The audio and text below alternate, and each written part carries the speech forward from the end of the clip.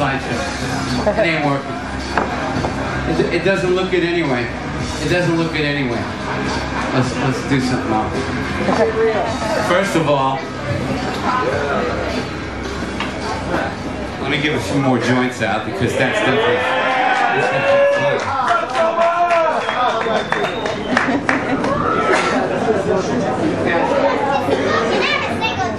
keep passing them.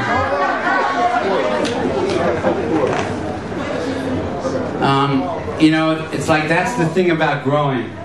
When stuff works, you keep doing it. When stuff don't work, you quit doing it. And it's kind of like that in life, you know what I mean? When stuff is working the way, whether it's a lecture or whatever it is, a slideshow, it doesn't really matter what it is. If you're baking bread, you have to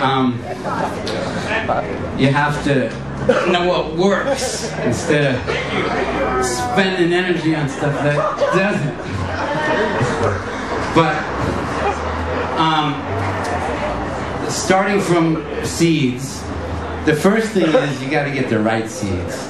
You got to know a little bit about the genetics that you're searching for, whether it's indica, whether it's sativa. You gotta know what you like. Me, I'm going on my 40th year of smoking cannabis. And I definitely know what I like after 4 decades, let me tell you.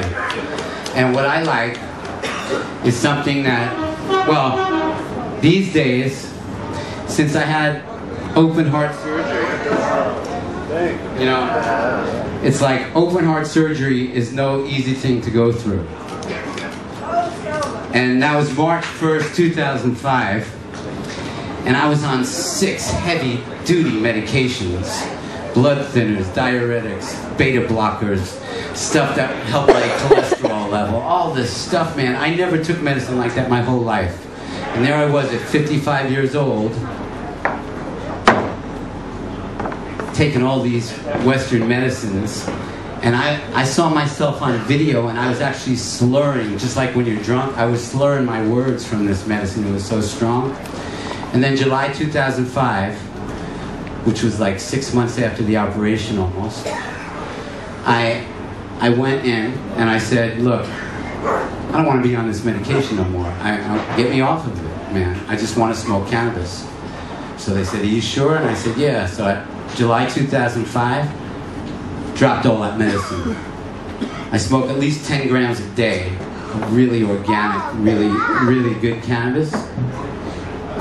But I don't do any of that medicine anymore because I got whatever health I got right now, which is pretty good. I got a pretty good energy level. I do a lot. And all I do is smoke really good weed all the time. And I grow really nice weed because I put it's my life, man. When I'm growing weed, I'm growing it to stay alive. And I'm finding weed that helps me stay alive. And when I find weed that really I know helps me stay alive, then I make seeds out of it. And then once I get those seeds stabilized, then I share those seeds. I don't care what genetic it is, I don't keep it back. Locally, I share genetics all the time, also through clones, because it's like, I don't hoard any of my genetics, because I feel like the whole reason I came up with any genetics was to share them with humanity. That's the purpose of it all. I mean, it's not the purpose to just get famous or get rich or get healthy even. The real point of all this cannabis stuff is to save this planet. And that's why I do it the way I do it. And the techniques that I use are bed growing. I like growing with beds because in a bed, the roots don't only get a chance to go down, they get a chance to go sideways too. And I've had roots go sideways 6 feet. If the bed is that big, I've had roots go 6 feet all the way to the other side, from one side to the other.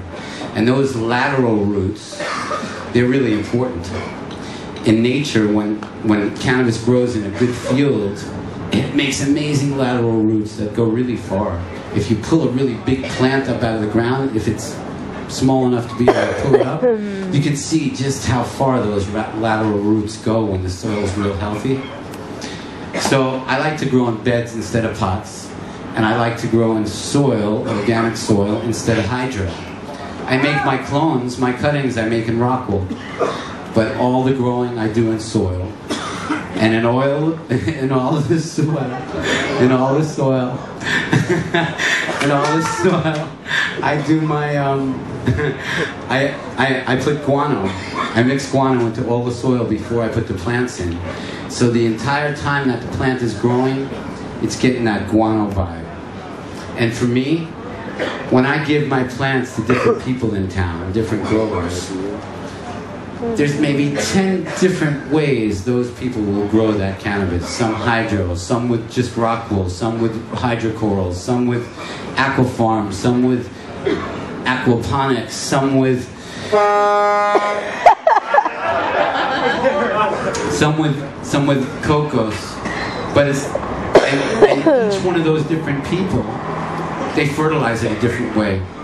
And they use maybe one type of, some people might use like pyrethrum to control the insects, whereas I use neem oil all the time, because neem oil, I can drink it. I can spray it on my hands, I can put it in my hair. I know it's not going to hurt me. So neem oil is totally effective, so I use neem oil all the time to keep the bugs away. But some people use pyrethrum, and pyrethrum would choke a ladybug to death. So, I'm definitely going to do some questions and answers here in a little bit. But, thinking about every way that you work with cannabis in a sacred way, not just for profit, not just for rapidity, for a speedy crop, not just for getting a date or whatever reason you could possibly have for being a grower, but the reason to grow cannabis is because it's a sacred plant, and you have to put that energy into it if you're really going to come up with something good. You can try putting pile after pile after pile of ego into your crop. Ego don't do it. It doesn't make a weed great. Genetics make a weed great. Organic fertilizer make a weed great. Organic pest control makes weed great.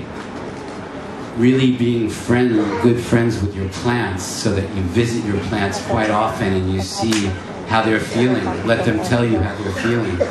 That makes good weed. And to put your heart into it, that is the crucial thing. Yeah. You said you give out 7 plants to 7 different ways. Yes. Who is the best? Well, the best is always organic soil with guano. Because organic soil without guano, it's not as good. That guano is the thing that brings the ultimate flavor of whatever genetic you're growing. That's what brings it out. Bat guano and seabird guano. It's like there are different NPKs to the guano. So it's very important to check what NPK you're using and what time. Like in the beginning, you can use a guano with an NPK that's high in nitrogen because you're growing. In the middle, you can use an NPK that's lower in nitrogen but still has some, and not too high in phosphorus yet, and is high in potassium. And then in the end, you want a guano that's high in phosphorus, low in nitrogen, low in potassium. And that's what makes the flowers really get juicy. I think I'm just going to go to questions and answers.